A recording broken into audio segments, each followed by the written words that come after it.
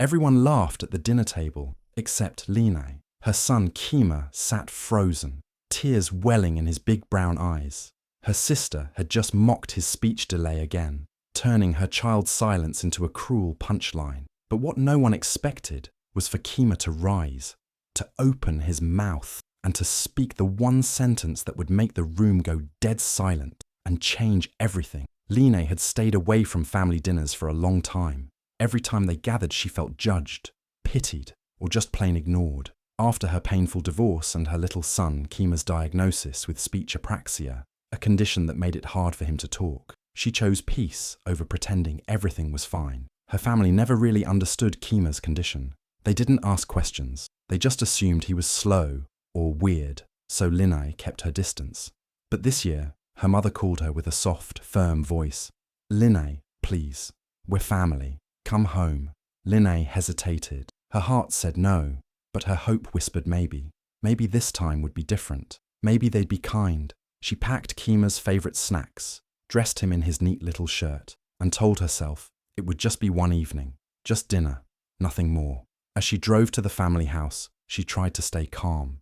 Kima sat in the back seat, humming to himself and holding his stuffed elephant. He was excited. He loved his cousins, even if they didn't always treat him right. Line prayed silently that the night would go well, but deep down, something didn't feel right. She had a strange feeling, like walking into a room where everyone already started laughing without you. Still, she smiled for her son, took a deep breath, and stepped through the front door. She had no idea that this dinner would turn into a memory neither of them would ever forget, a night where pain, shame, and silence would fill the room until one small voice changed everything. As soon as Line walked into the house, she felt it, that heavy feeling like she didn't belong. The room was full of laughter, but none of it felt real to her. Her sister Bina rushed over with a wide smile that didn't quite reach her eyes. "Look who finally showed up," she said, voice sweet but sharp underneath. Bina was always the star of the family, the one with the perfect job, the perfect house, and the perfect kids. Today was no different. She wore a shiny dress, held a glass of wine in one hand, and had her boys around her like little trophies. Line smiled politely, trying not to show how uncomfortable she felt. Kima, her little boy, gripped her arm tightly. His eyes moved quickly, watching everyone, but he stayed silent. He never liked crowds, and this one was already too loud. Bina's children ran around, laughing, showing off medals and talking about top grades. They talked fast, joked loud, and kept pointing to their certificates pinned on the wall like it was a museum of achievements. Not once did anyone ask Kima how he was. Not one cousin said hello to him. No adult bent down to greet him or ask what he liked. It was like he didn't exist. He just stood there quietly beside his mom, his small hand still wrapped around her wrist. Line noticed, but she didn't say anything yet. She was used to it, used to her son being overlooked because he didn't speak like other kids. Her heart hurt, but she stayed calm for him. Even when they sat at the table and everyone passed plates and laughed over jokes, no one spoke to Kima. No one even looked at him. The clatter of spoons and forks was loud, but the silence around Kima was louder. And Line could feel something building inside her, something between sadness and anger. This was supposed to be family, but instead of feeling warm and welcome, it felt like walking into a room full of strangers pretending to care. And worse, she saw Kima notice it too. He wasn't smiling anymore. He was shrinking, and that broke her heart the most. As everyone enjoyed dessert, the mood around the table started to shift. The conversation turned to funny family memories. People were laughing, sharing old stories, and the room was filled with smiles and sweet smells. But then, out of nowhere, Bina leaned forward with a smirk and said, "Remember last Christmas when little Kima tried to say thank you?" She didn't wait for anyone to respond. She suddenly changed her voice and began mocking Kima's speech. She dragged out the words slowly, stuttering in a way that made it sound silly, not sweet. Everyone laughed, loudly. The whole table burst into laughter, clapping and chuckling like it was the funniest thing they had heard all night. But it wasn't funny to Line, and it definitely wasn't funny to Kima. Line sat frozen, the spoon in her hand trembling slightly. Her heart dropped, her breath caught in her throat. She turned to look at Kima. His eyes had widened, not with joy, but with confusion. Then slowly, the confusion turned into pain. His little shoulders sank. His lips quivered just a bit. He didn't understand why everyone was laughing at him, but he knew it didn't feel good. It didn't feel safe. He had tried so hard last Christmas to say those 2 words. He had practiced with his speech therapist for weeks, and when he finally managed to say, "Thank you," it was a proud moment for him and for Line. She had cried tears of joy that day, but now that memory was being twisted into a joke. Line opened her mouth to say something, to defend her son, to stop the cruelty, but before she could speak, her own mother chuckled. "Oh, come on," she said lightly. "Kids need to toughen up."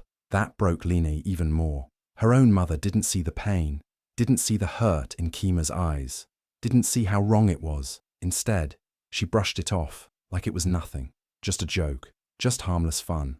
But it wasn't harmless. It was cruel. It was damaging. And in that moment, Line realized how alone she and Kima truly were at that table, surrounded by family but still unseen, still unheard, still treated like outsiders in their own bloodline. And Kima, he sat still, saying nothing, but something inside him was changing, something quiet but strong. This wasn't the first time Line had felt this kind of pain. It wasn't new. She had been through it too many times before. So many nights she sat beside Kima, helping him practice words that other kids said so easily. Ball, mama, thank you, simple words. But for Kima, each one was a mountain to climb. Line remembered all those evenings when he cried in frustration, and she held him tight, whispering, "It's okay, you're doing great." She remembered the quiet pain in his eyes when strangers looked at him with confusion or pity, when someone in the supermarket asked why her 5-year-old son couldn't speak clearly. The stares, the whispers, the fake smiles, the judgment. People didn't understand speech apraxia, and they didn't care to. But Kima tried. He always tried. No matter how hard it was, he never gave up. And now, at this dinner table, surrounded by people who were supposed to love him, his progress, his effort, was being laughed at. His aunt, Bina, turned his proudest moment into a joke. His grandmother brushed it off like it didn't matter. And not a single person stood up for him. Not one. Line felt tears sting her eyes, but she blinked them back. She needed to be strong for Kima. She was about to speak up, to say something, when she noticed Kima moving beside her. He stood up, slowly, quietly. His small hands were clenched into fists. His little chest moved up and down, breathing harder than usual. He looked so small, yet something about him seemed bigger in that moment, stronger. Line's heart stopped. She didn't know what he was going to do. For a second, the whole room went still, watching him, unsure. But Line knew her son. She knew this wasn't just a random moment. Something had changed inside him, something deep. This wound, this pain, this wasn't new. But Kima, he was no longer going to just sit and take it. His silence wasn't weakness. It was building into something powerful. And now, he was ready to let it out. The room suddenly felt like it stopped breathing. Everyone turned to look at Kima. His small hands were still clenched. His eyes filled with something different, something stronger than fear. He opened his mouth. At first, no sound came, just his lips moving slightly, as if fighting against a heavy wall inside him. But then, slowly, his voice broke through the silence. Not broken, he said, each word shaking like a tiny leaf in the wind. His voice was quiet but clear enough for everyone to hear. The table froze. No one moved, not even the children. Kima took another breath, his face serious, his eyes locked on Bina. "I am learning," he said. The words were simple, but they landed like thunder, the kind of thunder that stops your heart for a moment. Line's breath caught in her throat. She felt her eyes fill with tears, not of sadness, but of pride. Pride so big it felt like her chest might explode. She didn't care about the fake smiles or the silence around the table. She only saw her son, standing tall, standing brave, using the very voice they had laughed at. No one laughed now. Even Bina, who had just made the cruel joke, lowered her glass slowly. Her fake smile disappeared. Her perfect children looked down at their plate. And their grandmother? She looked stunned, like she had just been woken from a dream. Kima didn't say another word. He didn't need to. His message was loud enough. His voice might have trembled, but it shook the whole room. Line reached for his hand. It was still shaking, but he didn't hide it. He let her hold it, just for a moment. In that second, she knew everything had changed. Kima wasn't just the boy who tried. He was the boy who spoke, even when it was hard, even when it hurt, and now they all knew it too. Linai stood up slowly, her heart full of pride and pain at the same time. Her hand gently rested on Kima's small shoulder. She looked down at her brave little boy, who had just spoken his truth in front of everyone. Tears rolled down her cheeks, but they weren't just tears of sadness. They were tears of strength, of love, of a mother who had watched her child fight every day just to say simple words, and who just proved he was stronger than anyone in that room. The silence in the room was still thick. Nobody dared to speak. Even Baina, who had been so loud before, kept her eyes on the table. The once noisy dinner had turned into a quiet space of shame. Linai looked around at all of them, her mother, her sister, the children who had laughed. Her voice didn't shake like Kima's did, but it carried the same power. With every word, her heart spoke loud and clear. "If this is how you love us," she said, her voice firm but full of emotion, "we don't need your table." Nobody could respond. No excuses. No fake smiles. Only the heavy silence of guilt filled the air. Then, without another word, Linai took Kima's hand. She held it tightly like a lifeline. Together they turned around and walked away. They didn't rush. They didn't run. They walked slowly with their heads held high. And just before they reached the door, something beautiful happened. Kima smiled. It was small, soft, but real. His first smile that night, not because of anything they said, but because he had stood up for himself, because his mum stood with him, because they chose love and respect over fake kindness. And the ones left behind, they sat there, stuck with their shame, as the door closed gently behind the two strongest people in the house. That night, after they got home, Linai sat on the couch, holding Kima close. He had already fallen asleep, tired but peaceful. Her heart was still heavy, but there was also something growing inside her, something strong. She looked at her phone, still shaking a little, and opened the video she had taken earlier. It was the moment Kima stood up, the moment he spoke. "I'm not broken. I am learning." She watched it again and again, tears falling quietly down her cheeks. It wasn't just her son's voice. It was his strength, his bravery, and she knew she had to share it, not to get attention or pity, but to speak up for the other children like him, the ones who were different, the ones who were laughed at, the ones who were trying every single day. So Linai recorded a short video. Her voice was calm but filled with emotion. She talked about what happened at the dinner. She talked about how hard Kima worked every day just to speak. She talked about love and about how no child should be made fun of for being different. Then she added the clip of Kima's brave moment at the end. She posted the video online before going to bed, not thinking much of it. By the next morning, everything had changed. Her phone was full of messages, thousands of them. People from all over the country, even other parts of the world, were watching, commenting, and sharing the video. Parents with children who had speech problems or disabilities were writing to her. They shared their own pain, their own stories. They thanked her for being so honest, for being so brave. Some said Kima gave them hope. Others said he reminded them of their own kids. The video went viral. News pages picked it up. People started calling Kima the boy with the brave voice. And slowly, his words became more than just a sentence. They became a message for so many people who had been silent for too long. Linai never expected it to happen, but her pain turned into power. Her son's struggle became a light for others.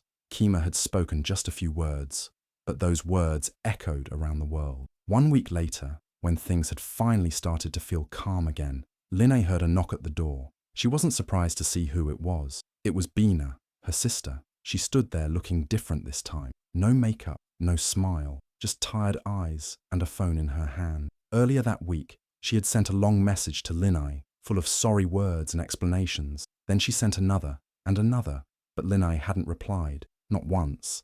Now Baina was here, standing outside their home. "Please," she said, her voice shaking. "Can we talk?" She looked like someone who had finally seen the truth. Baina had watched the video. She had read every single comment. She had seen the pain in her nephew's voice. She had seen strangers online call her cruel, heartless, and a bully. She saw herself through their eyes, and she didn't like what she saw. Linai didn't slam the door. She didn't shout or cry. She stepped outside, calm and strong. "This apology," she said gently, "isn't for me.